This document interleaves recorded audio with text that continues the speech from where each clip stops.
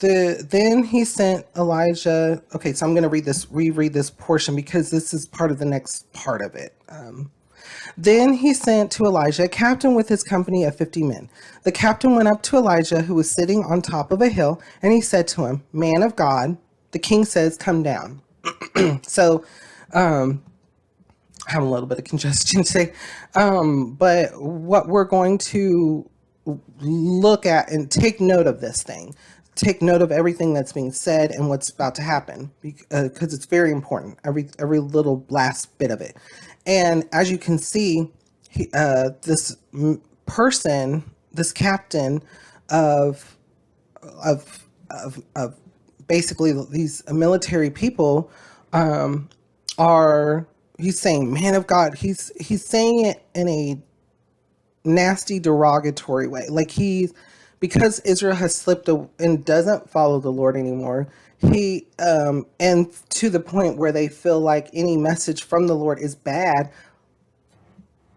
Well, of course it's bad. They're not following, they're not worshiping the Lord. They're worshiping stones. So, and they already know what punishments were, but at this point, they're so ignorant to the fact that they are completely in rebellion, right? So, there's just a lot going on here. So take note and listen to what each one's saying and what happens. Elijah answered the captain, "If I am a man of God, may fire come down from heaven and consume you and your 50 men." Then fire fell from heaven and consumed the captain and his men.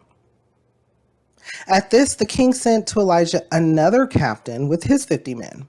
The captain said to him, "Man of God, this is what the king says. Come down at once." "If I am a man of God," Elijah replied, "may fire come down from heaven and consume you and your 50 men." Then the fire of God fell from heaven and consumed him and his 50 men. Notice anything here? So, the Lord is a jealous God, and these people are here to harm Elijah, bring him, arrest him, bring him in, because he's a man of God. And Elijah's showing at this point, before he had showed a little bit of timidness, especially when it came to where he got the death threat from Jezebel, right? And so now we're seeing that he's reaffirmed. He's reaffirmed, and he's stronger in his faith. He's even more so. And so even with Elijah, you can see a difference through his progress as well. Let's continue to read.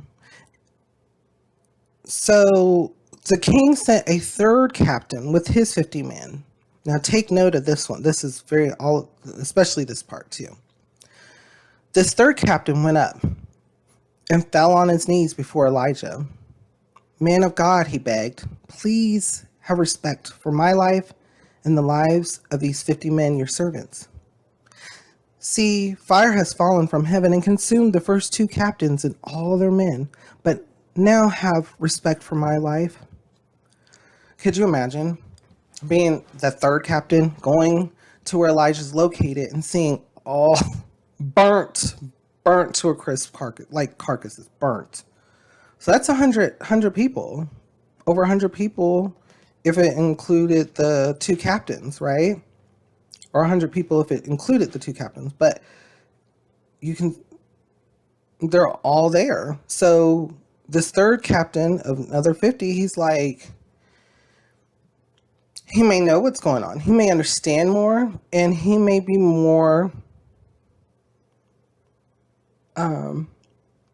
maybe not necessarily intimidated, but he may may have more knowledge of God.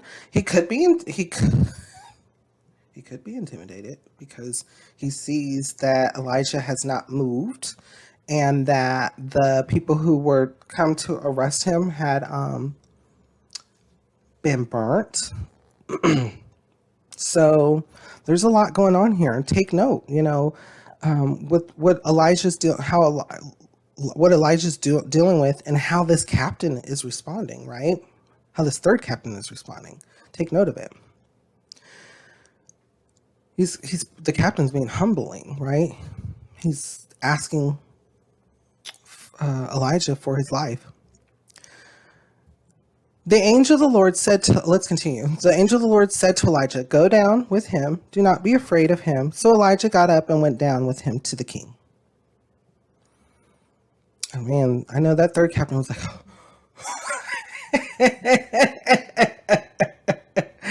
and I know Elijah was, waiting on, additional information, what to do next. And he received it.